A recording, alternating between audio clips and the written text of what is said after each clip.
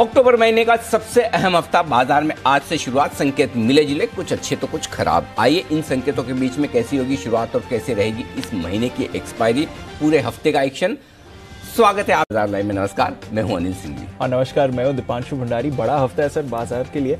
Sentiment trend की तो हम बात करते ही हैं जो मार्केट का होता है, बट पर्सनल सेंटिमेंट इस समय कैसा है सर, ये बताइए। बढ़िया, फर्स्ट क्लास, कोई दिक्कत नहीं। अब ऐसी दीप हमने कई बार देखा है, ओवरबोट मार्केट में करेक्शन आते हैं, शार्प आते हैं और इतने ज़्यादा तेजी से आते हैं कि लोगों को संभलने का मौका कम मिलता है। सेम वैसा ही करेक्शन था 12 मैच वर्ल्ड कप में लगातार जीतने के बाद। शार्प करेक्शन मतलब हम न बॉलिंग में अच्छा कर पाए न बैटिंग में अच्छा कर, दोनों ही जगह हम इसी को शार्प करेक्शन बोलते हैं तेजी के मार्केट में। Unexpected fall. और वैसे भी एक कौन सी हिंदी मूवी का डायलॉग मैं भूल गया, वो किसी में कहा कि आप किसी को इस लेवल तक मत डराओ कि उसका डर से डर ही निकल जाए, वो डरना ही छोड़ दे।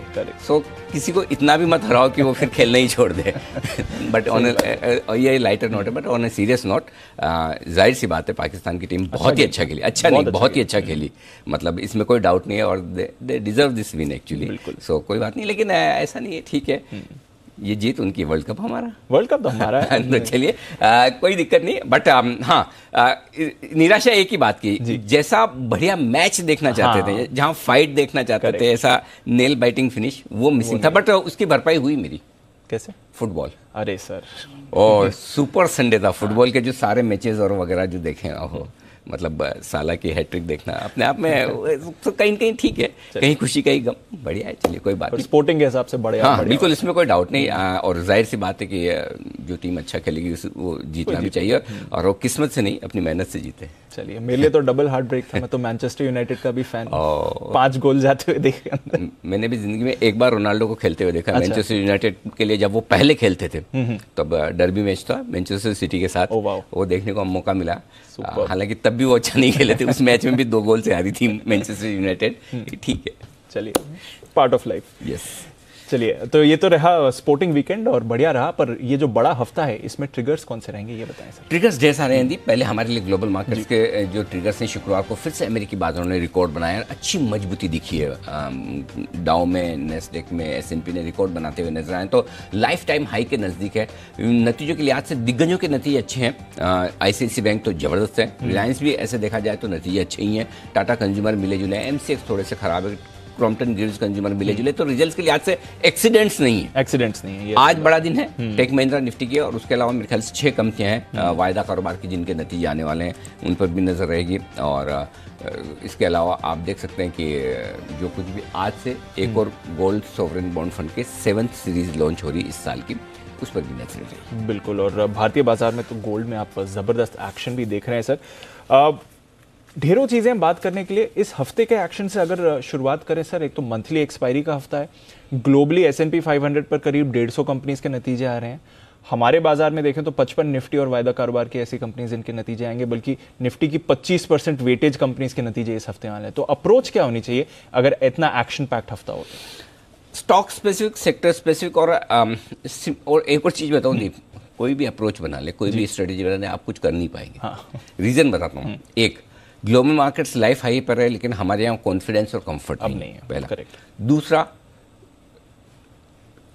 पिछले हफ्ते सबसे बड़ा ट्रिगर, अगर पिछले हफ्ते से एक लेसन लेना है तो वो FIs की दमदार बिकवाली, और बहुत जोर से बेचने के मूड में आए, और जोर से बेचने के मूड में आए वो ठीक है, उसके सामने डोमेस्टिक फंड अभी भी नहीं खरीद रहे जबकि उनके पास पैसा है। दूसरा, जो ट्रेडर्स, तीसरी महाशक्ति थोड़ा सा ठंडा हो गई, थोड़ा नहीं, अच्छा खासा ठंडा हो गई। तीसरी महाशक्ति के लिए तो सिंपल है, जब तक मार्क टू मार्केट प्रॉफिट आता रहे तब तक जोश में रहते हैं, एक दिन हवाला नीचे आए तो वहां पर दिक्कत होने लगती है। सो वो वाला मामला है, तो इसलिए थोड़ा सा लिक्विडिटी फ्लो टाइट होता दिख रहा है।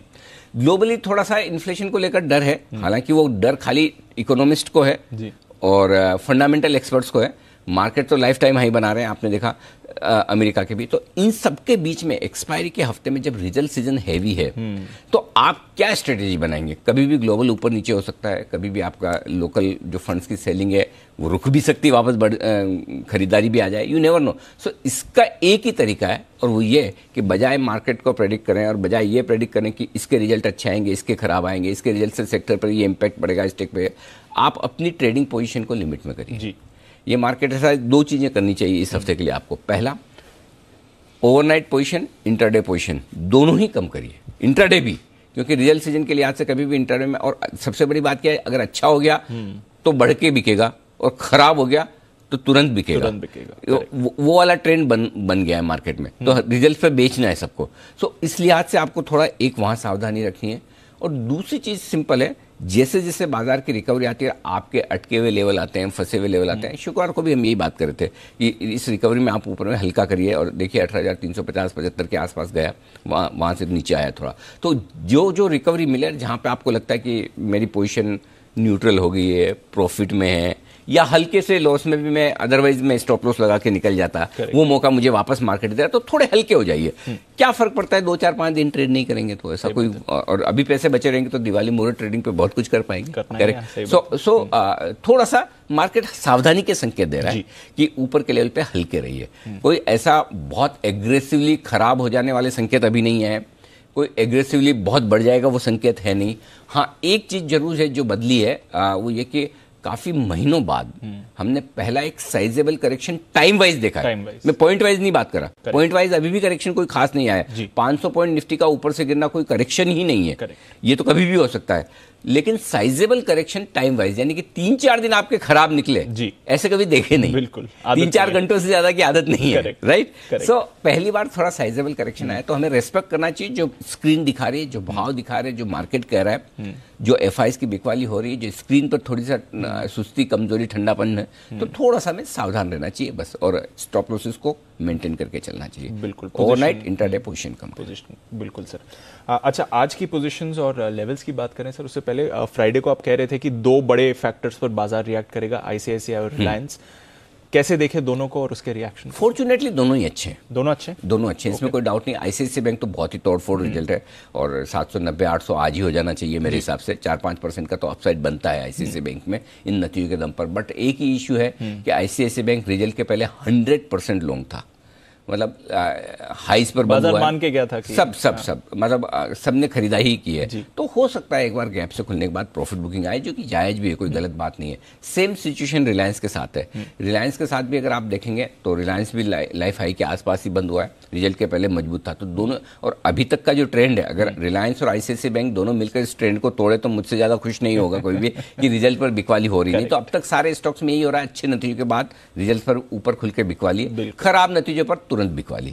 सो आईसीआईसीआई बैंक और रिलायंस अगर इस ट्रेंड को तोड़ पाए तो निफ्टी 18,300-400 की रेंज में पहुंचेगा, तो बैंक निफ्टी 41,000 की तरफ पहुंच सकता है। सो ये मेक और ब्रेक वाला, आप देखते हैं कि रिजल्ट्स के बाद आईसीआईसीआई बैंक और रिलायंस पे क्या रिएक्शन आता है। लेकिन रिजल्ट्स अच्छे हैं। रिलायंस के नतीजों में अगर आप बहुत अंदर घुसकर ये देखना चाहें तो थोड़ा सा रिलायंस जियो के नतीजे उतने मजबूत नहीं है जो होने चाहिए। वो क्वालिटी वाइज थोड़े से पहली बार थोड़े से हल्के लगे हैं, बट अदरवाइज ओवरऑल रिजल्ट्स दोनों के ही अच्छे हैं। बाजार को कम से कम, सबसे बड़ी बात दीप क्या है, इनकी वजह से तो नहीं गिरेंगे आप, एटलीस्ट सहारा दे देंगे अगर मतलब ये रिजल्ट ऐसे नहीं जिसकी वजह से आप बेच कर जाए, करेक्ट है ना।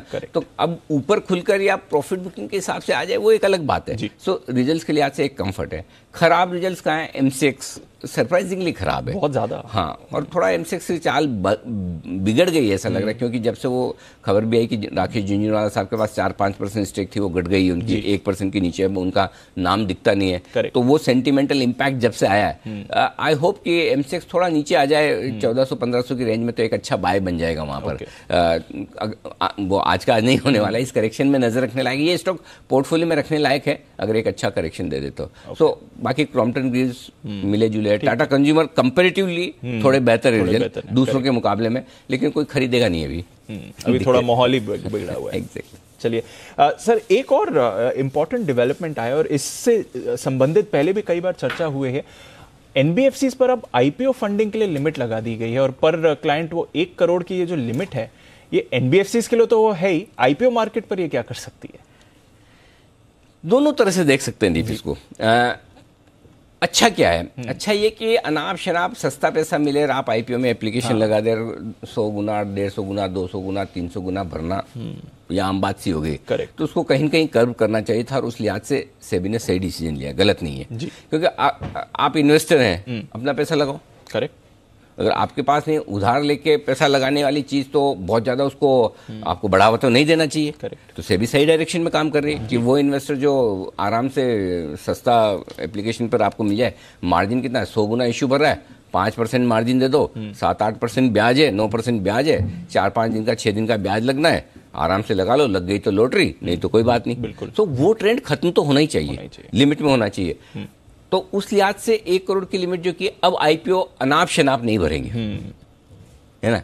लेकिन मैं इसके साथ एक चीज और चाहता हूँ, वो ये कि रिटेल का कोटा बढ़ाइए। रिटेल कोटा बढ़ना चाहिए। हाँ, रिटेल का कोटा बढ़ाइए। क्यों 10% ही, क्यों 15% ही? करेक्ट भाई, मौका तो सबको और मिलना दूसरा, अगर हम ये चाहते हैं कि हमारे घरेलू बाजारों में रिटेल इन्वेस्टर्स ज्यादा से ज्यादा आए, तो आईपीओ से बढ़िया कोई जगह नहीं जिसके जरिए आप इन्वेस्टर्स को मार्केट में ला सकते हैं। करेक्ट। वहाँ रिस्क कम होती, खत्म तो कभी होती नहीं किसी भी चीज में, कम होती है। और आईपीओ से एक बार अगर अलॉटमेंट मिला, एक बार आईपीओ में अलॉटमेंट के बाद स्टॉक अगर अच्छा लिस्ट हो गया, प्रॉफिट बन गया, तो इन्वेस्टर्स का भरोसा आता है मार्केट में, और फिर वो लॉन्ग टर्म के लिए बनते हैं।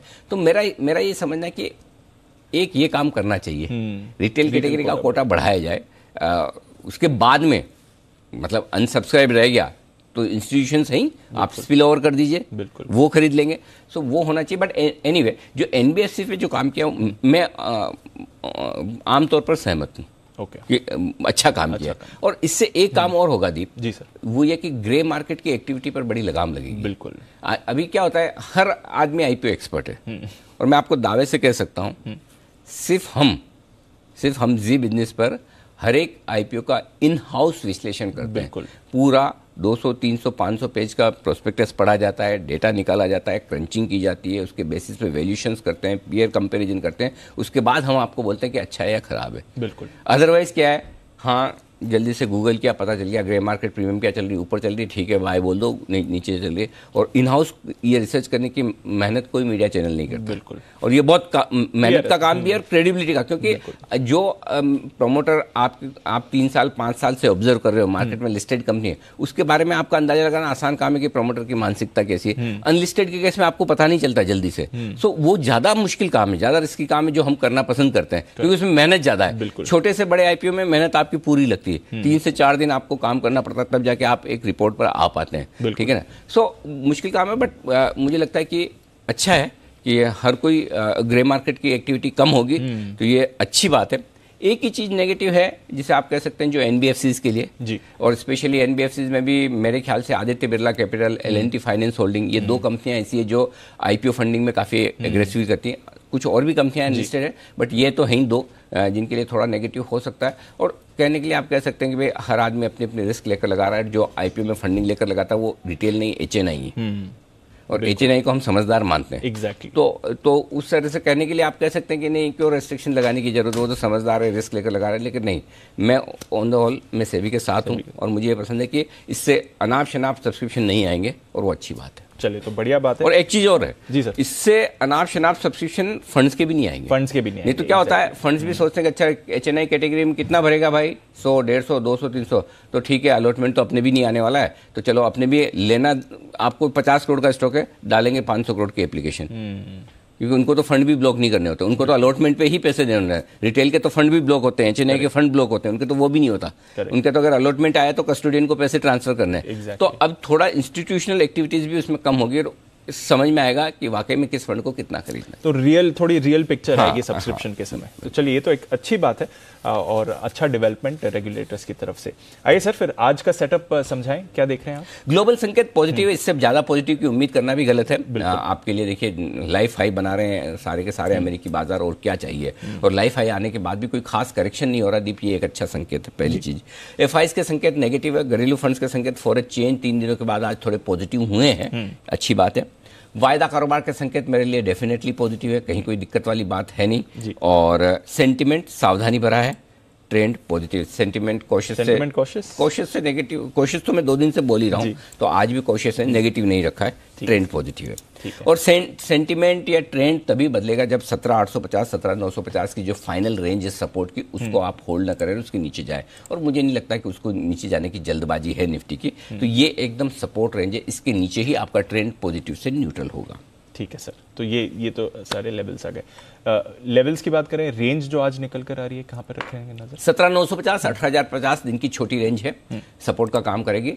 17,800, 17,875 स्ट्रॉन्ग बाय जोन निकल कर आ रहा है, तो वो भी तब जब आप 18,000 के लेवल को तोड़ें तो ये लेवल, नहीं तो 18,000 के आसपास सपोर्ट ले रहे हैं। कल भी, शुक्रवार को भी लिया, गुरुवार को भी लिया, ऊपर 18,250 18,300 हल्की फुल्की रुकावटें वहां पहुंचने की कोशिश होगी। इसके पार 18,350 से 18,375 परफेक्ट प्रॉफिट बुकिंग जोन होगा। वहां पर आने पर थोड़ी प्रॉफिट बुकिंग, थोड़ी बिकवाली होने की संभावना। बैंक निफ्टी 40,000 के ऊपर की क्लोजिंग मिली है आपको, बढ़िया क्लोजिंग है दूसरे दिन। और ऐसे में मुझे लगता है कि 40,050 40,200 ये 150 पॉइंट की रेंज है।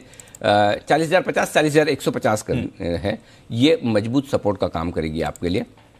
इसके नीचे जाएंगे नहीं, अगर गए तो 39,700 39,800 स्ट्रॉन्ग बाय जो है माफ कीजिएगा, जहाँ पर निफ्टी में शॉर्ट कवरिंग फ्रेश खरीदारी दोनों आएगी। लेकिन अब आईसीआईसीआई बैंक के रिजल्ट के बाद चांसेस कम है कि आप वहाँ तक पहुँचे। 40,000 भी तोड़ना थोड़ा मुश्किल दिखेगा। ऊपर शुक्रवार के हाइज जो है उसके आसपास पहला लेवल होगा 40,500 575 तक जाने की कोशिश होगी।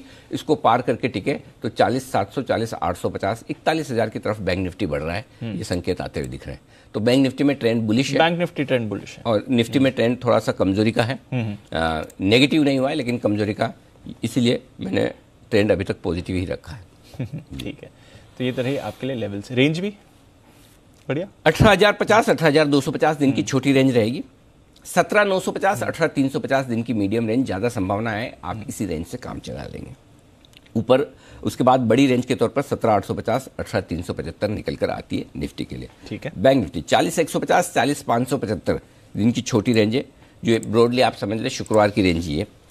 40,050 40,700 मीडियम रेंज है, और 39,800 और 40,850 ये बड़ी रेंज बैंक निफ्टी पर आज के लिए, इन पर फोकस करना है। अब आइए एफआईएस की पोजीशन, इंडेक्स में पोजीशन 1% घटी है, कोई खास बदलाव नहीं। पुट कॉल रेशियो दीप, ये सबसे इंपॉर्टेंट ट्रिगर है आज भी, और लगातार पुट कॉल रेशियो आपको हर रोज लोअर लेवल से शॉर्ट कवरिंग दे रहा है। बिल्कुल, अब आज भी सेम हो सकता है, या तो आप पहले ही गैप से खुल जाएं, ओवरसोल्ड मार्केट ओवरसोल्ड है, इसमें कोई डाउट ही नहीं है मुझे, और पहले ही गैप से खुल जाएं, उसके बाद दिन के दौरान ऊपरी स्तरों से थोड़ी प्रॉफिट बुकिंग आए, एक वो हो सकता है। दूसरा है कि ना दिन भर सुस्ती निकालें और आखिर में बढ़े, लेकिन इसको बढ़ना जरूर है, बढ़ना है। हाँ, गैप से खुल जाए तो ठीक है, नहीं तो नीचे खुलकर नीचे आकर वापस बढ़ेगा। Put call ratio 0.8 to 100% oversold है, और अगर आज आपको नीचे मिलता है बाजार वही 18,050 के आसपास 18,000 के आसपास 18,050 भी मिल जाए, 100% खरीदारी। और शुक्रवार को भी आपको याद होगा 2:30 बजे की स्ट्रेटेजी में 3:20 की स्ट्रेटेजी, दोनों में मैंने कहा था आप खरीद के जाइए। तो अगर सुस्त शुरुआत हो, कमजोर शुरुआत हो, आज खरीदना चाहिए, आज खरीदना। हाँ, बाकी सब छोड़ दिए, मेरे लिए यही काम कर देगा बिल्कुल 100%। तो मैं एक्सपेक्ट कर रहा हूँ शॉर्ट कवरिंग भी, फ्रेश खरीदारी। और इसके साथ ही एक और अच्छी बात हो रही थी, 2 दिनों से विक्स भी गट कर आ रहा है। Exactly. तो थोड़ी सी वॉलेटिलिटी और नेगेटिविटी कम हो रही है, ये एक अच्छा संकेत है। चलिए, तो विक्स भी कम हुआ है, पीसीआर भी कंफर्टेबल है, देखते हैं आज निचले स्तरों से खरीदारी आएगी या नहीं। अब पोजीशंस की बात की जाए सर, मौजूदा पोजीशंस क्या करना है आज?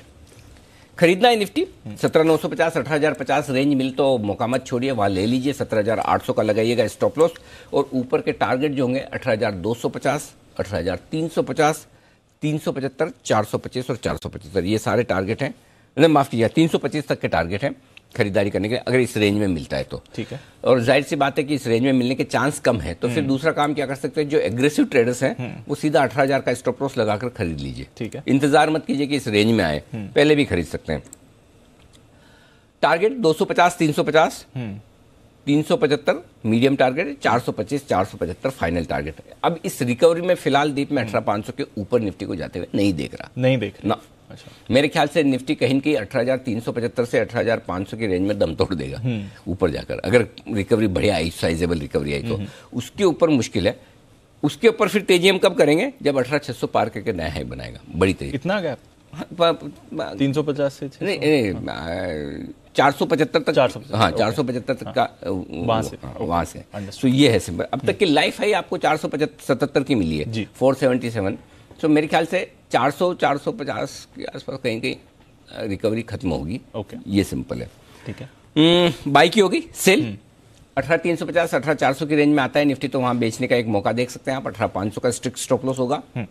18,275 200 175 और 18,050 ये टारगेट है आपके लिए, जिनके लिए करनी है आपको बिकवाली भी निफ्टी में।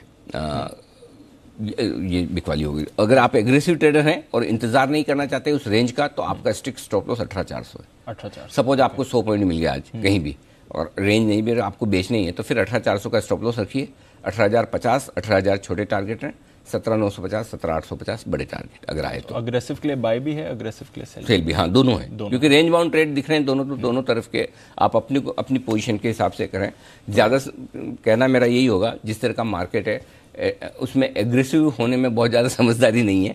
अगर कर भी रहे हैं तो फिर स्ट्रिक्ट स्टॉप लॉस फॉलो के हिसाब से करना है। ठीक है सर। बाय द वे मौजूदा पोजीशंस रह गई सर? अच्छा, स्टॉप लॉसेज रह गए, ओके। अगर आपकी लॉन्ग पोजीशन है तो स्टॉप लॉस आपका 17,950 होना चाहिए। 18,000 भी रख सकते हैं, लेकिन थोड़ा सा सेफर साइड पे डीप दिया है मैंने। 17,950 200 पॉइंट दूर है, मैं जानता हूँ, लेकिन वही ठीक है, ओके, ताकि ट्रिगर ना हो। बैंक निफ्टी पर जरूर स्टॉप लॉस मैंने 39,800 से खींचकर ऊपर किया 40,000 इंट्राडे और क्लोजिंग 40,000। शॉर्ट पोजीशन अगर आपकी है तो अब स्टॉप लॉस 18,400 कर लीजिए आप, ओके, इंट्राडे और क्लोजिंग दोनों बेसिस पर। और बैंक निफ्टी में हाई बनाता है फिर से तो शॉर्ट रहने में समझदारी नहीं, 40,600। ठीक है सर, चलिए, तो ये सारे आगे लेवल्स। अब बैंक निफ्टी पर आते हैं। बैंक निफ्टी आपको खरीदना चाहिए 40,050, 40,200 की रेंज में आए तो। 40,150, 40,200 पहला लेवल है जहाँ एंट्री कर सकते हैं। 40,025, 50 दूसरा लेवल है, वहाँ एंट्री कर सकते हैं। स्टॉप लॉस 39,900 का लगाना चाहिए। टारगेट आपका बनेगा 40,325, 40,500 और 40,575, 3 टारगेट के लिए। एग्रेसिव ट्रेडर हैं आप तो इंतजार न करें उस रेंज में आने का। स्टॉप लॉस रखिएगा 40,000 का, खरीद लीजिए। टारगेट बनेगा आपका 40,500, 40,575, 2 छोटे टारगेट हैं। उसके बाद 775, 850, 700 एक मीडियम टारगेट हुआ। 775, 850 तक की यात्रा बैंक निफ्टी करेगा ऊपर, उसके लिए आपको खरीदारी करनी चाहिए। ठीक है सर, समझ गया। 41,000 की तरफ बनेगा इसका मौका। अब सीधा जाता है या रुक के जाता है, वही वाली देखने की बात है। वो आईसीआईसीआई बैंक डिसाइड करेगा आज कि अगर आईसीआईसीआई बैंक में ऊपर खुल के प्रॉफिट बुकिंग नहीं आई तब तो एक तरफा है, आ गई तो रुक कर चलेंगे। ये अब शॉर्ट करने वाली बात बैंक निफ्टी में करना चाहिए क्या? कायदे से नहीं, लेकिन फिर भी एक चांस अगर किसी को करना ही करना है तो बेहद स्ट्रिक्ट स्टॉप लॉस के साथ करना है, और वो है 40,650 का। यानी कि लाइफ हाई बनाए 40,600 का नया। उसके बाद आपको एक्चुअली शॉर्ट नहीं रहना है, 50 पॉइंट की रिस्क रख लीजिए। 40,650 बेचना 500, 575 की रेंज में। मेरी राय ये होगी कि ना बेचे तो ठीक है, ना बेचे तो ठीक है, बजाय नीचे में खरीदने का सोचें। लेकिन अब क्या है, ऐसा तो है नहीं हम जो बोलेंगे वही होगा। ऐसा होता तो इंडिया ही जीत जाता। तो सब कुछ हम चाहे जो हम बोले वो होता नहीं है। सो सिंपल है, जो बेचना चाहे वहाँ बेचे भले ही। 40,650 का स्ट्रिक्ट स्टॉप लॉस होगा। अगर वो ट्रिगर हो उसके ऊपर खुले तो बेचना भी मत, ठीक है ना। 40,325, 200, 150, 40,050 बस छोटे टारगेट के लिए है। एक चांस लेना चाहें तो कर लीजिए। बैंक निफ्टी पर आपका कन्विक्शन ज्यादा दिख रहा है? 100% बढ़िया कन्विक्शन है। एक और आपको शुक्रवार को भी मैंने पहले खुलते ही बल्कि आपने कहा था बेचे ही नहीं। हाँ, बेचना ही नहीं है। शुक्रवार को शॉर्ट कॉल था भी नहीं। इनफैक्ट मैं यहाँ भी मेरा देने का कोई मन है नहीं शॉर्ट कॉल। चाहिए तो आप हटा भी सकते हैं। चलिए, शॉर्ट कॉल देने का मन नहीं है, बट एक बेहतरीन कॉल अनिल जी आपको दे रहे हैं। यूजुअली हम स्टॉक ऑफ द डे पूरी स्ट्रैटेजी के बाद लेते हैं, पर आज ही ले लेते हैं क्योंकि स्पेशल कॉल है। बिगुल स्टॉक ऑफ द डे।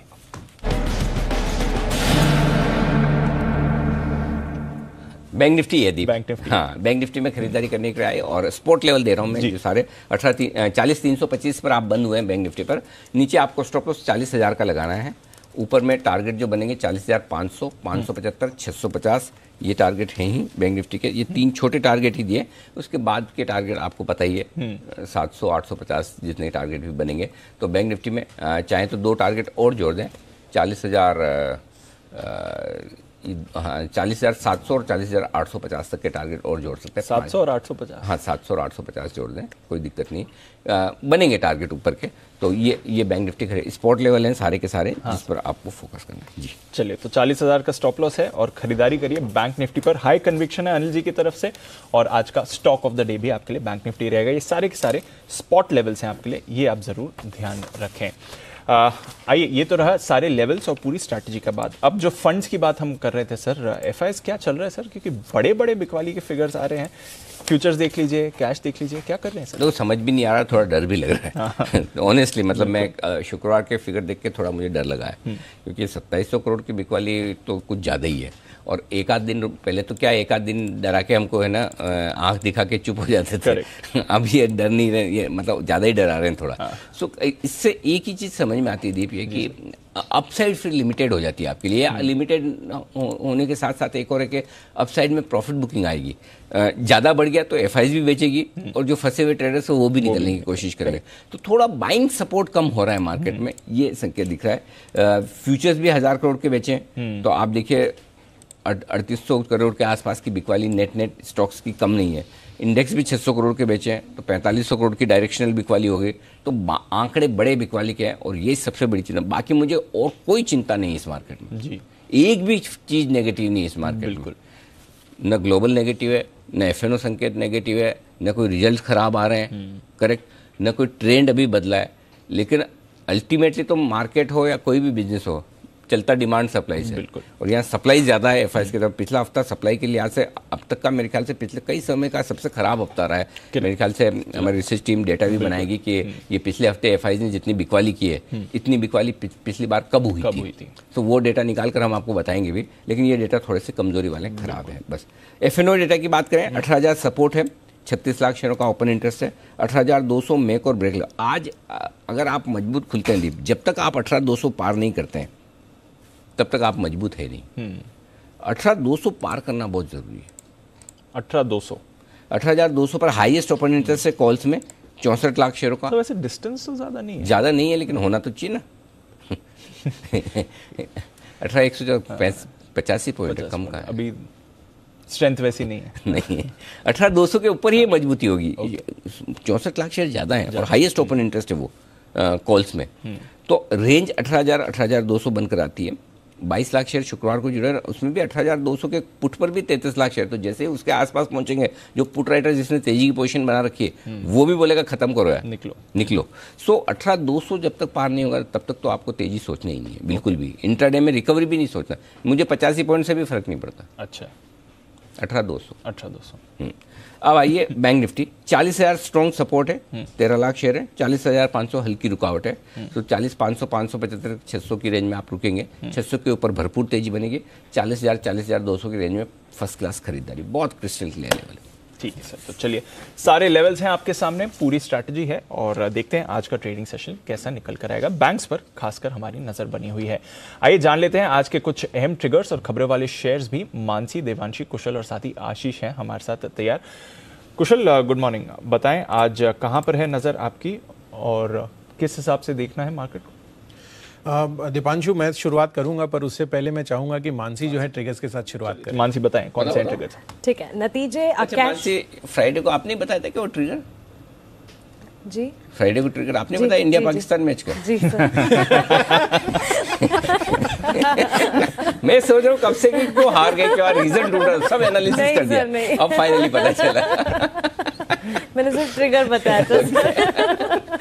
बताइए। कैश स्पेस में कई सारी कंपनियों के नंबर्स हैं। इसमें Catholic Syrian Bank, ICRA, Kansai Nerolac, Orient Cement, GMDC, Home First Finance, UN Life जैसी तमाम कंपनियों के नंबर्स पर नजर रहेगी। इसके अलावा पीएनबी हाउसिंग फाइनेंस, सोभा limited, Tata steel long products, FL India, ये एएसएम फ्रेमवर्क से बाहर होने वाले हैं। प्राइस बैंड रिविजन आरवीएनएल का हुआ है 20% से 10% हो गया और पारस डिफेंस एंड स्पेस 10% से 5% हो चुका है। एलएनटी इन्फोटेक 15 रुपए के अंतरिम डिविडेंड की एक्स डेट है आज। इसके अलावा नतीजे जो आते हुए दिखे, टाटा कंज्यूमर नतीजे अच्छे हैं लेकिन स्लाइटली बिलो एस्टिमेट जरूर आते हुए दिखे हैं। कंपनी की आय जो है उसमें 9% की बढ़त देखने को मिली है। 3,100 करोड़ की आय का अनुमान था। यहाँ पर कंपनी ने 3,033 करोड़ की आय पोस्ट की है। कंपनी का कामकाजी मुनाफा 3.4% बढ़ता हुआ दिखा है। 420 करोड़ का अनुमान था, 413 करोड़ के कामकाजी मुनाफे कंपनी ने पोस्ट किए हैं। 13.5% मार्जिन का अनुमान लगा रहे थे, 13.6% अनुमान के मुताबिक है। वहीं मुनाफा यहां पर 290 करोड़ का अनुमान हम लगा रहे थे, 268 करोड़ पर आता हुआ दिखा है। 4.2% की बढ़ोतरी यहां पर देखने मिली है। सेगमेंट वाइज अगर देखें, इंडिया बेवरेज बिजनेस जो है अच्छा है, वॉल्यूम ग्रोथ इनकी गिरती हुई दिखी है 11 से 2%, लेकिन कंपनी की यहां पर इंडिया बेवरेज सेगमेंट की आय जो है 14% बढ़ी है। मार्जिन 13.1% से 13.4% रहे हैं। India food segment volume growth positive रही है, रेवेन्यूज भी बढ़े हैं। रेवेन्यूज 23% बढ़े हैं, वॉल्यूम ग्रोथ 6% से 16% बढ़ती हुई दिखी है। इंटरनेशनल बिजनेस के रेवेन्यूज में गिरावट है 3% की, लेकिन साथ ही कंपनी के मार्जिन जो हैं ये 13% से 14% तक बढ़ते हुए दिखे हैं। तो अच्छे नतीजे अनुमान से थोड़े कमजोर। ओके, तो अच्छे नतीजे हैं पर अनुमान से थोड़े कमजोर हैं। देखते हैं यहाँ पर कैसा आपको एक्शन आते हुए दिख सकता है। आइए देवांशी से भी जानते हैं कुछ और खबरें। मॉर्निंग देवांशी, बताएं। Good morning Deepanshu. आज MCX यहाँ पे आप नंबर्स देखिए, ओवरऑल जो नतीजे आते हुए दिखे अनुमान से काफी कम आते हुए दिखे हैं। जो आय है वो इस बार 31% तक कम होती हुई दिखी है। कामकाजी मुनाफा भी 55% तक घटता हुआ दिखा है। इसके साथ ही जो मार्जिन हैं वो 50% से घटे हैं, केवल 32% पर आते हुए दिखे और जो मुनाफा है वो भी 44% तक कम होता हुआ दिखा है। टाटा एल्क्सी नंबर्स अच्छे हैं, उनकी जो कुल आय है वो इस बार 6.5% तक बढ़ती हुई दिखी है। कामकाजी मुनाफे में 13% तक की बढ़त है, मुनाफा 10% तक बढ़ता हुआ दिखा है।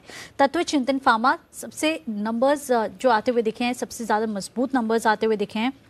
उनकी जो कुल आय है वो दुगनी होती हुई दिखी है, 124 करोड़ पे 60 करोड़ से बढ़कर। साथ ही इनका कामकाजी मुनाफा भी करीब 5.5 गुना बढ़ता हुआ दिखा है, 36 करोड़ पे आया है। मार्जिन से इस बार देखिए 11% से बढ़े हैं, 29 पहुंचते हुए दिखे और जो मुनाफा है वो भी 9 गुना बढ़ता हुआ दिखा है, 32.4 करोड़ पे आया है, जो कि पिछले साल 3.5 करोड़ का मुनाफा कंपनी ने पोस्ट किया था।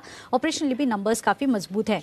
Chennai Petro stable set of numbers, आय में 8.5% तक की बढ़त, कामकाजी मुनाफा 5% बढ़ा है। मार्जिन हल्के से कम हुए, 3.5%, 3.6% से घटकर और मुनाफा 7.5% तक बढ़ता हुआ दिखा है। सिंचाई पेपर मिले जुले नंबर्स है, मार्जिन से इस बार कम होते हुए दिखे हैं, 18.5% से घटकर 12%। साथ ही इनकी जो आय है वो दुगनी होती हुई दिखे इस बार और जो मुनाफा है वो भी 44% तक बढ़ता हुआ दिखा है। इन ऑल जो नंबर्स हैं वो थोड़े से बेहतर हैं, लेकिन मार्जिन इस बार हल्के से कमजोर होते हुए दिखे। बिल्कुल, तो मार्जिन्स पर थोड़ी परेशानियां आ रही हैं, इवन दो नंबर ज्यादातर कंपनीज के अच्छे रहे हैं। कुशल बताएं, आपके पास कौन सी अर्निंग्स है? 2 अर्निंग्स है मेरे पास, जिसमें डोडला डेयरी पहला है। ऑपरेशनली कमजोर साइड पर नंबर्स देखने को मिल रहे हैं। मार्जिन 16.4% से घटकर 10.9% पर आए हैं। कंपनी का कामकाजी मुनाफे में भी 18% की गिरावट है, पर आय में करीब 23% की बढ़त हमें देखने को मिली है। हालांकि जो ओवरऑल इवेंचुअल इम्पैक्ट ऑपरेशनल का नंबर्स का रहा है वो प्रॉफिट पर आया है, करीब 31% गिरकर 29 करोड़ की मुनाफे की फिगर जो है कंपनी ने दर्ज की है। हुतामाकी इंडिया लिमिटेड यहाँ पर Q3 कैलेंडर ईयर 21 के नंबर्स आए हैं और वीक साइड पर देखने को मिल रहे हैं। यहाँ पर खासकर अगर आप कंपनी का कामकाजी मुनाफा देखें तो वो लगभग 59.6% गिरकर 31 करोड़ पर आया है और कंपनी का जो मुनाफा था पिछले साल का करीब 37 करोड़ रुपए का, वो अब घाटे में तब्दील हो गया और 22 करोड़ का घाटा कंपनी ने दर्ज किया है। कंपनी की मार्जिन्स भी 11% से घटकर 4.7% पर आती हुई दिखी है। कुछ खबरें हैं मेरे पास, जिसमें सबसे पहला है एशियन पेंट्स पर, जहां पर हिंदू बिजनेस लाइन की एक ऑनलाइन आर्टिकल था, उसमें विसल ब्लोअर के आरोप आए थे और इसको लेकर कंपनी ने क्लैरिफिकेशन जारी किया है। पहले विसल ब्लोअर के जो आरोप थे वो मैं बता दूं, जो आर्टिकल में था उसमें रिलेटेड पार्टी ट्रांजैक्शन के लिए एशियन पेंट्स के प्रमोटरों के खिलाफ जो है ये आरोप लगाए गए थे, जिसमें पैलेडिन पेंट्स खरीदने के लिए प्रमोटर अश्विन दानी ने एशियन पेंट्स के पैसे का इस्तेमाल किया। तो ये एक आरोप था और एशियन पेंट्स के जो चीफ ऑफ टेक्नोलॉजी जयराम नटकर्णी जी हैं, उन्होंने उनको वेतन के अलावा पैसे का भी भुगतान किया गया था और आरोप यही है कि ये जो भुगतान है पैलेडिन पेंट्स के अधिग्रहण से जुड़ा हुआ था। इस पर कंपनी की क्लैरिफिकेशन आई है, जहां पर उन्होंने ये सफाई दी है कि FY 2006 में जयराम नटकर्णी और पैलेडिन पेंट्स के साथ टेक्निकल कंसल्टेंसी अग्रीमेंट किया गया था, जिसके तहत मिस्टर नटकर्णी को 1.2 करोड़ का अपफ्रंट कंसल्टेंसी चार्ज और 2.5 करोड़ का कंसल्टेंसी चार्ज का भुगतान यहां पर किया गया था और उस समय कोई भी रिलेटेड पार्टी रिलेशनशिप नहीं था। इनफैक्ट उन्होंने और फर्दर क्लैरिफिकेशंस दिए हैं, जिसमें जुलाई 2021 में रिलेटेड पार्टी ट्रांजैक्शन से जुड़ी एक शिकायत भी मिली थी और उसको विसल ब्लोअर पॉलिसी के तहत उस शिकायत की जांच की गई थी और कानून के तहत ये ट्रांजैक्शन किए गए, कानून के तहत ये ट्रांजैक्शन किए गए थे और आरोपों को बेसलेस करार दिया गया था। तो ये पूरी खबर है एशियन पेंट्स को लेकर। और उनपे दीपक फर्टिलाइजर, जहां पर कंपनी ने 410 रुपये प्रति शेयर के भाव पर 1.24 करोड़ जो हैं QIP के जरिए शेयर अलॉटमेंट किए हैं और जो फ्लोर प्राइस है वो 422 रुपये 47 पैसे प्रति शेयर तय किया गया है। ओके, तो ढेरों खबरें हैं, कुछ और खबरें मानसी के पास। मानसी बताएं। बिल्कुल दीपांशु, कोल इंडिया नॉन पावर सेक्टर को कोयले की सप्लाई बंद करने की खबर का कंपनी ने खंडन किया है। इसके अलावा केमकॉन स्पेशलिटी पर नजर रखें। कंपनी के वडोदरा के प्लांट को 3 महीने तक शुरू करने को गुजरात पोल्यूशन कंट्रोल बोर्ड की आंशिक मंजूरी मिलती हुई दिखी है। Tata Steel BSL, Jindal Stainless, Vardhman Speciality, तमाम स्टील कंपनियों पर नजर रखनी होगी, क्योंकि grade steel speciality steel PLI guidelines पर आज स्टील मंत्री रामचंद्र प्रसाद गिरिराज सिंह की अध्यक्षता में सभी सरकारी और निजी स्टील उत्पादक की बैठक होने जा रही है और स्पेशलिटी स्टील के लिए सरकार ने 6,322 करोड़ की पीएलआई स्कीम की गाइडलाइंस जारी की है। इससे 2026 से 27 तक स्पेशलिटी स्टील का उत्पादन जो है 42 मिलियन टन होने की उम्मीद है, जिससे छोटे और बड़े सभी तरीके के उत्पादकों को काफी फायदा मिलता हुआ दिखेगा। तो ये बैठक इंपॉर्टेंट है, जिसके चलते स्टील कंपनियां फोकस में रहेंगी। अपोलो टायर भारत में प्रीमियम यूरोपियन ब्रांड रेडेस्टियन को कंपनी ने लॉन्च किया है। हाई एंड कार्स और सुपर बाइकिंग सेगमेंट को इसके तहत केटर किया जाएगा और अगले साल तक टू व्हीलर कारोबार 650 करोड़ से 1000 करोड़ होने की उम्मीद कंपनी लगाकर चल रही है।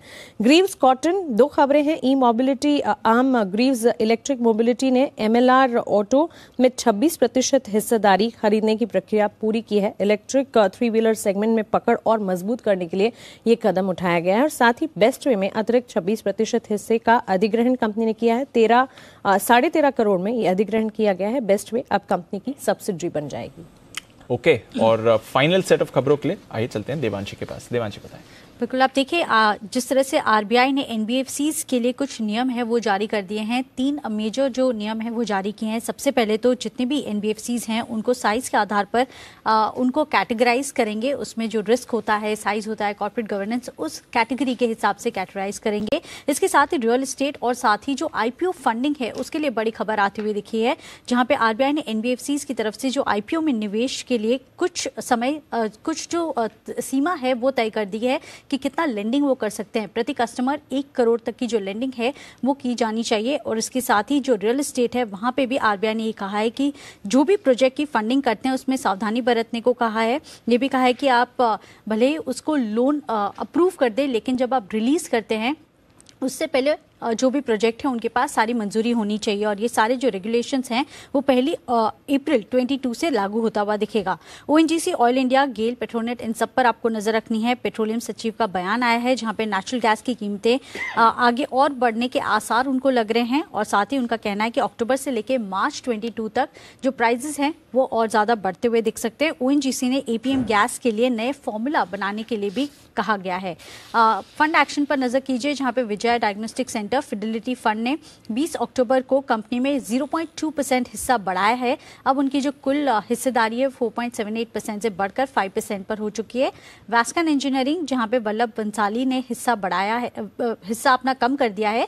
1.27% था, वहां से उनका हिस्सा कम होकर 1.09% पर होता हुआ दिखा है। तो इस पर भी आपको फोकस करना है।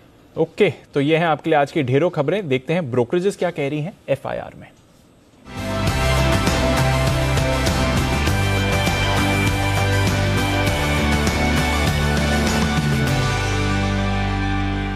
मॉर्निंग आशीष, बताएं क्या कह रही हैं आज ब्रोकरेजेस। Good morning Deepanshu. सबसे पहले देखिए आईसीआईसीआई बैंक नतीजे काफ़ी शानदार देखने को मिले। सीएलए से कह रहे कि इनका प्री प्रोविजनिंग ऑपरेटिंग प्रॉफिट यहाँ पर साल दर साल 21% की बढ़त देखने को मिली है और मार्जिन जो कंपनी ने रिपोर्ट किए हैं वो अनुमान से बेहतर है, जिसके चलते खरीदारी किराए को बरकरार रखा है और लक्ष्य जो है 1000 रुपये से बढ़ाकर 1100 रुपये कर दिया। ब्रोकरेज हाउस में सबसे ज़्यादा लक्ष्य जो है सीएलए से ही दे रहे हैं। इसके अलावा जेफरीज ने भी खरीदारी किराए दिए, 1000 रुपये का लक्ष्य दिया, 829 का लक्ष्य दिया। गोल्डमैन सैक्स ने 1025 पर ये खरीदारी किराए दे रहे। मॉर्गन स्टैनली और लगभग सभी ब्रोकरेज हाउस की तरफ से देखें तो करंट मार्केट प्राइस से ऊंचे लक्ष्य और बढ़िया रेटिंग्स आते हुए देखने को मिल रही हैं। रिलायंस इंडस्ट्रीज एक और दिग्गज जिसके नतीजे आए थे, यहाँ पर ब्रोकरेज हाउस मान रहे कि रिटेल और ऑयल टू केमिकल्स कारोबार में काफ़ी प्रदर्शन देखने को मिला, लेकिन जियो की तरफ से थोड़ा सा निराशाजनक प्रदर्शन है। लेकिन इसके बाद भी अगर आप देखें तो जेफरीज ने खरीदारी किराए को बरकरार रखा है, लेकिन जो लक्ष्य है इसमें मामूली 50 रुपये की कटौती की, अब 3000 रुपये का लक्ष्य दे रहे हैं। वहीं जेपी मॉर्गन आप देखें तो न्यूट्रल किराए दे रहे हैं 2465 रुपये के लक्ष्य के लिए। मॉर्गन स्टैनली ने ओवरवेट की रेटिंग दी है 2925 रुपये के लक्ष्य के लिए और सीएलए से खरीदारी किराए को बरकरार रखे हैं 2820 रुपये के लक्ष्य के लिए। एमसीएक्स के नतीजे निराशाजनक देखने को मिले। इक्वल वेट की रेटिंग दी है, मॉर्गन स्टैनली ने 1750 रुपये का लक्ष्य दिया है।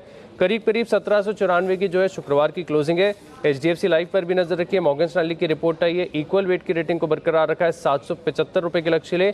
मैक्वारी ने आउट परफॉर्म की रेटिंग दिया, 850 रुपये का लक्ष्य दिया है। इसके अलावा एलआईसी हाउसिंग फाइनेंस, यहाँ पर मॉर्गन स्टैनली ने अंडरवेट की रेटिंग को बरकरार रखा है और लक्ष्य भी काटा है, 375 से घटाकर 345 कर दिया है। लेकिन जेफरीज ने जो है रेटिंग को अपग्रेड किया है और लक्ष्य भी बढ़ा है, 360 से बढ़ाकर 510 कर दिया है। नोबिरा ने खरीदारी किराए को बरकरार रखा, लेकिन जो लक्ष्य है वो 575 से घटाकर 525 रुपये कर दिया है। अंत में एचडीएफसी लाइफ यहाँ पर भी नजर रखिएगा, क्योंकि आउट परफॉर्म की रेटिंग दी क्रेडिट स्विस ने 2950 रुपये के लक्ष्य के लिए। ओके, तो ये है आपके लिए सारी ब्रोकरेज रिपोर्ट जिन पर रहेगा आज फोकस। आइए हफ्ते की शुरुआत करते हैं पिक ऑफ द वीक के साथ।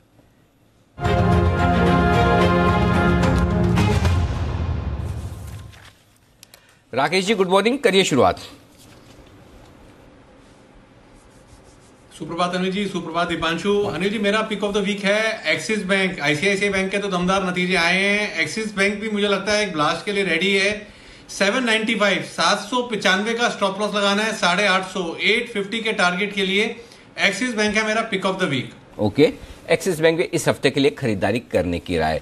कुणाल जी आपको क्या पसंद है? Good morning.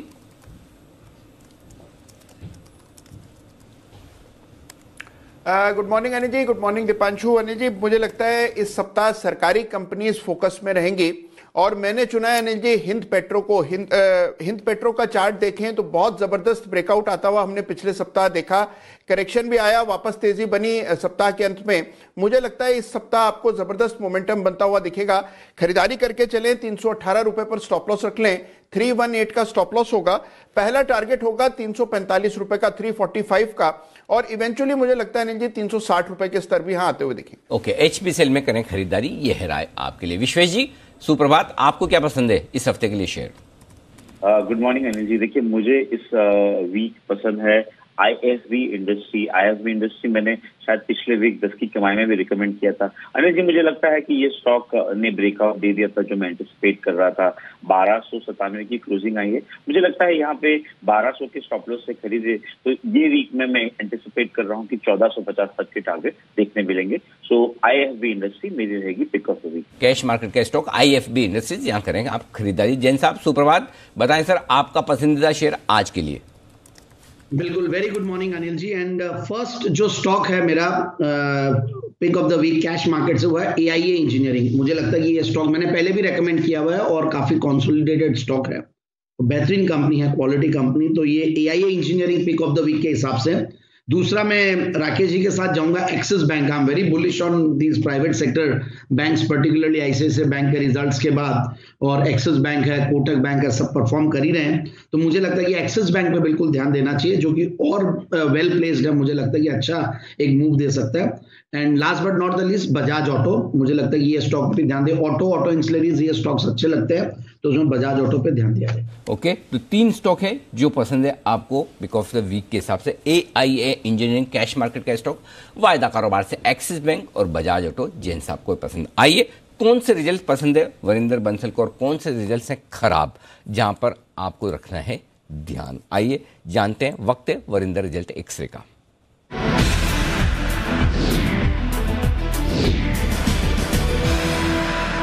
शुरुआत अच्छे नतीजे के साथ। वरिंदर गुड मॉर्निंग, बताइए आज के top 3 results. Good morning sir. ICICI bank और रिलायंस के बारे में तो सबने बात कर चुके हैं, तो मैं उसके बारे में बात नहीं करूंगा। अगर आप स्ट्रॉन्ग रिजल्ट्स में देखिए सर, तो एक थीम जो बहुत बहुत स्ट्रॉन्ग आ रही है आई थिंक इस अर्निंग्स में, वो है रियल एस्टेट सर। और सरप्राइजिंगली सर, आज जो 3 टॉप स्टॉक्स हैं वो सारे के सारे रियल एस्टेट एंसिलरी प्लेस हैं। आप पहला स्टॉक देखिए Orient Electrical sir. Orient Electric के नंबर्स मेरे हिसाब से sir they were much ahead than what people were expecting. Sir आप सेल्स ग्रोथ देखिए। अगेन मैंने एक डेटा बनाया था कि आप कोई भी रियल एस्टेट एंसिलरी प्लेस ले लीजिए, उनकी सेल्स ग्रोथ इस बार 30 से 40% आई है YoY। ऑफ कोर्स कि यहाँ भी कॉस्ट भी हुआ है, पर वॉल्यूम कम से कम 5 से 20% वॉल्यूम ग्रोथ भी आई है।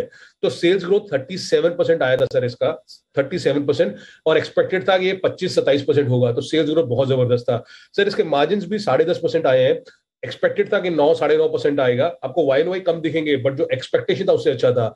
Lighting and switch gear segment ने बहुत जबरदस्त किया सर, क्योंकि 14.5% से 15.5% मार्जिन और 40 टाइम पे ट्रेड करता है। बहुत सस्ता नहीं है, पर बहुत महंगा स्टॉक भी नहीं है। अगर आप FY24 देखेंगे तो 30 टाइम के आसपास है।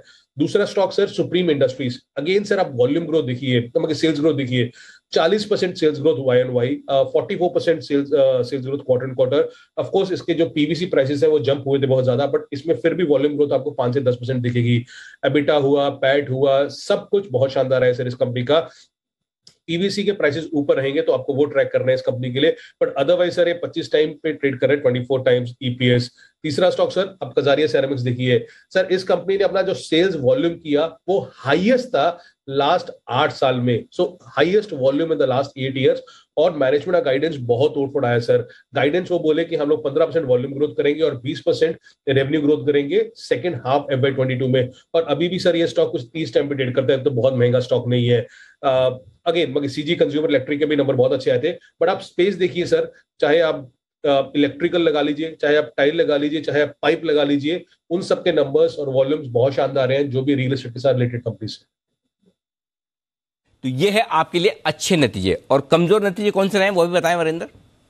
सर कमजोर में 2 कंपनीज डाल सकता हूं मैं, ग्लैंड और MCX। ग्लैंड फार्मा का सिर्फ एबिटा जो है वो 38% से 35% आ गया है, एक टाइम पे 47% करता था। महंगा स्टॉक है, मार्जिन थोड़े से कम हो रहे हैं, टेपर हो रहे हैं, बहुत शानदार कंपनी है, बट बिकॉज मार्जिन नीचे आ रहे हैं और एक्सपेंसिव स्टॉक है इसलिए। और MCX में सर एक चीज बोलना चाहूंगा, मेरे हिसाब से कि नंबर्स ही इनलाइन थे, बहुत खराब नंबर्स नहीं थे जो अदर्स कुछ और लोग बोल रहे हैं। इसमें सर अदर इनकम कम थी और टैक्स जो है वो ज्यादा था, इसलिए अगर आपको अकेला प्रॉफिट देखेंगे तो आपको प्रॉफिट दिखेगा प्रॉफिट में से, that is only because of lower other income and higher tax rate. Otherwise अगर आप इसका एबिटा देखेंगे 34 करोड़ का जो एबिटा आया कंपेयर टू एक्सपेक्टेड 32 से 33 करोड़ था। और सर हमें सबको मालूम होता है कि वॉल्यूम नंबर कैसा है, तो वॉल्यूम नंबर तो अपने को पता था कि 30% जो है Y-on-Y कम हुआ है, तो सेल्स का नंबर सबको पता ही होता है, ये ऑटो सेक्टर की तरह कंपनी है, क्योंकि वॉल्यूम रोज का रोज आता है तो मालूम था। अदरवाइज एबिटा इनलाइन है, प्रॉफिट नीचे दिख रहा है इसलिए बिकॉज इसमें अदर इनकम कम है और जो भी है अपना टैक्स रेट ज्यादा है। 4 बजे आज कॉल है sir, I think that will be very important to understand कि जो नए चीजें जो आने वाली है MCX में वो मैनेजमेंट किस तरीके से देख रहे हैं। ओके, तो ये है आपके लिए नतीजों का पूरा विश्लेषण। बहुत बहुत धन्यवाद वरिंदर आपका हमारे लिए वक्त निकालने के लिए और नतीजों पर पूरा विस्तार से बताने के लिए हमारे दर्शकों को। आइए, सुमित बगड़िया साहब भी हमारे साथ कार्यक्रम में हो चुके हैं शामिल। वक्त है पिक ऑफ द वीक का। Sumit ji good morning. Good morning Anil ji, good morning Anil ji. Pick of the week के तौर पे मेरे को लग रहा है कि मार्केट्स के अंदर एक अच्छा मूव ऊपर की तरफ आना चाहिए, तो बाय साइड का पिक ऑफ द वीक रहेगा, जिसके अंदर स्टॉक है HDFC के अंदर ब्रेकआउट है। HDFC पिछले कुछ दिनों में एक ब्रेकआउट दिखा के एक अच्छा मूव दिखा रहा है और अब ये स्टॉक यहां से ऊपर में मूव कंटिन्यू करना चाहिए। मेरे को ऐसा लग रहा है कि 80 से 100 रुपए तक का मूव इमीडिएटली आने वाला आज और आने वाले दिनों में HDFC के अंदर देखने को मिल सकता है, तो HDFC में यहाँ पे खरीदारी करें। कोई भी 15-20 रुपए का अगर डिप आता है प्रेजेंट लेवल से, तो HDFC में बाय का व्यू लेके चलने का सलाह रहेगा। नीचे में 2840 2850 का सपोर्ट रहेगा, तो वो स्टॉप लॉस रहेगा, और ऊपर में 2980 से लेके 3000 तक के लेवल ये हफ्ते में HDFC में देखने को मिलने चाहिए। ओके, तो ये है आपके लिए HDFC लिमिटेड में खरीदारी करने की राय आती हुई इस वक्त सुमित जी की तरफ से। आइए, कुछ और स्टॉक्स हैं जिन पर फोकस किया जाए और नतीजों के दम पर जिन पर एक्शन भरपूर दिखेगा। टाटा कंज्यूमर्स, जरा इसके चार्ट पर एक बार नजर डालें विश्वेश जी। नतीजे मिले जुले हैं, बहुत अच्छे नहीं तो बहुत खराब भी नहीं। अगर दूसरी FMCG कंपनी से कंपेयर करेंगे तो अच्छे दिखेंगे, और खुद इसी से कंपेयर करेंगे तो उतने अच्छे नजर नहीं आएंगे। जरा बताएं टाटा कंज्यूमर्स के चार्ट्स, क्या लेवल्स इंपॉर्टेंट है, क्या ट्रेड अगर कोई बनता है तो?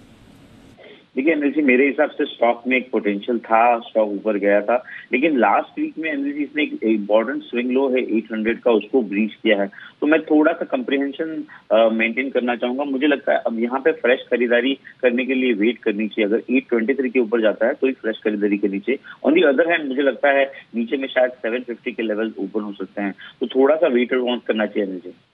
थोड़ा वेट एंड वॉच करेंगे। टाटा कंज्यूमर आज नतीजों पर करेगा react. Bansal ji, Chennai Petro stable नतीजे आए हैं तिमाही दर तिमाही, अगर देखें चार्ट्स क्या कहती हैं सर?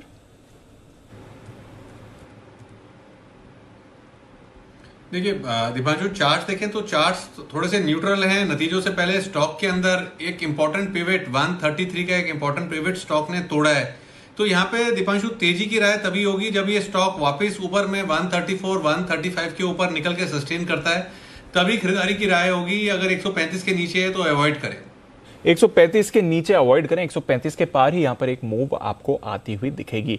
जय ठक्कर भी हमारे साथ जुड़ रहे हैं। जय, मॉर्निंग, बताएं आपकी pick of the week. Very good morning to you Deepanshu and very good morning to Anil जी।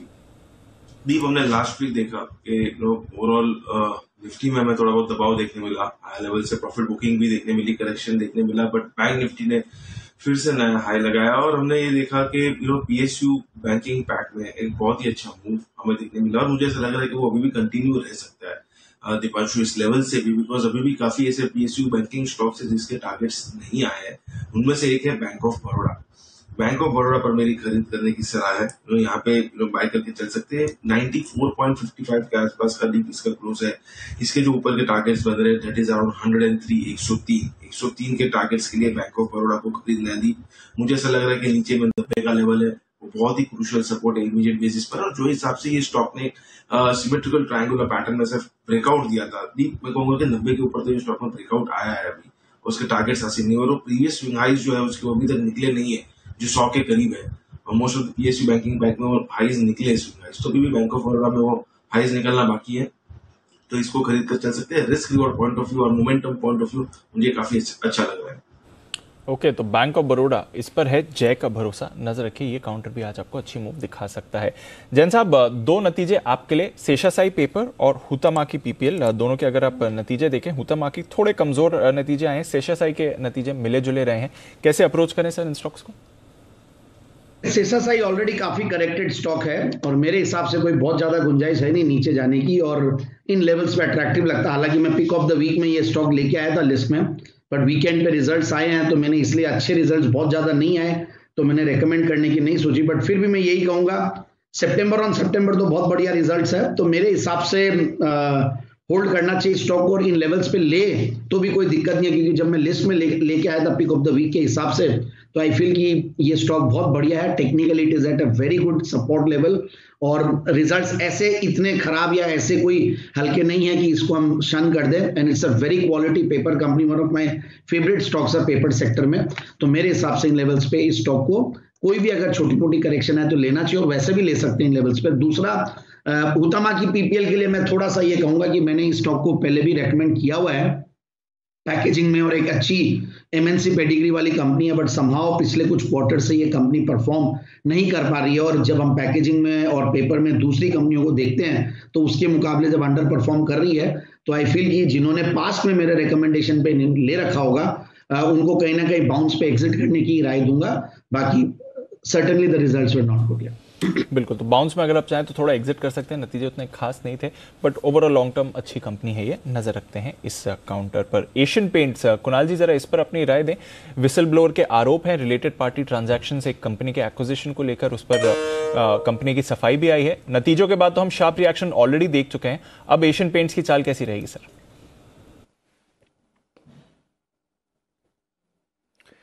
देखिए, कल यानी कि शुक्रवार को अगर आप देखें दीपांशु, तो एक मेजर सपोर्ट के आसपास एशियन पेंट बंद हुआ था, और ये जो सपोर्ट है ये 2950 के आसपास है। अगर ये देखिए ये लेवल ब्रीच हो जाता है क्लोजिंग बेसिस पर आज के दिन के अंत में, तब आपको जरूर एक 2800 तक का फॉल देखने को मिलेगा, अन्यथा मुझे लगता है कि ये 2950 का लेवल होल्ड करना चाहिए, और ये लेवल होल्ड करता है तो वापस से एक पुल बैक देखने को मिलेगा। तो मुझे लगता है कि बहुत अग्रेसिवली शॉर्ट करने की मेरी राय नहीं है अनलेस 2950 के नीचे एशियन पेंट ट्रेड होने लगे। ओके, तो अब शॉर्ट करने की राय नहीं बन रही है, 2950 के करीब सपोर्ट आना चाहिए, नजर रखिए, ये है आपके लिए एशियन पेंट्स। ग्रीव्स कॉटन, इस पर भी आपकी राय लेना चाहूंगा जैन साहब। ई मोबिलिटी आर्म जो है उसका, यहां पर उन्होंने एक एक्विजिशन किया है 26% हिस्सेदारी का, इसके साथ ही एक सेपरेट एक्विजिशन करा है बेस्ट वे में करीब 26% हिस्सेदारी का। ग्रीव्स कॉटन पर कोई राय सर? देखिए, ग्रीव्स कॉटन को वैसे मैंने रेकमेंड नहीं किया हुआ है, बट ओवरऑल जब मैं देखता हूं तो काफी दिग्गज एनालिस्ट और सारे इंस्टीट्यूशंस और वगैरह काफी वैसे एक्टिव रहते हैं स्टॉक पे, और ई मोबिलिटी का नाम आता है तो one of the front runners ही रहा हुआ है। बट फिर भी मैं समहाउ वेरी फ्रैंकली मुझे बहुत ज्यादा कॉन्फिडेंस या मैं कन्विक्शन मुझे नहीं आता है, बट फिर भी मैं ये कहूंगा जिन्होंने ले रखा वो इन लेवल्स पे एग्जिट तो बिल्कुल भी ना करे, और बहुत बड़ा करेक्शन ऊपर के लेवल से आया हुआ है 180-90 के लेवल से, जिन लेवल्स पे अभी है, तो यहां से बाउंस तो ले सकते हैं, और इस न्यूज पे मुझे लगता है कि ये बाउंस सर्टेनली ले पॉजिटिव। ओके, तो ये है आपके लिए ग्रीव्स कॉटन। इन दो खबरों के बाद जो दो एक्विजिशन तो नहीं कहेंगे, स्टेक बढ़ाने की जो खबरें आई हैं,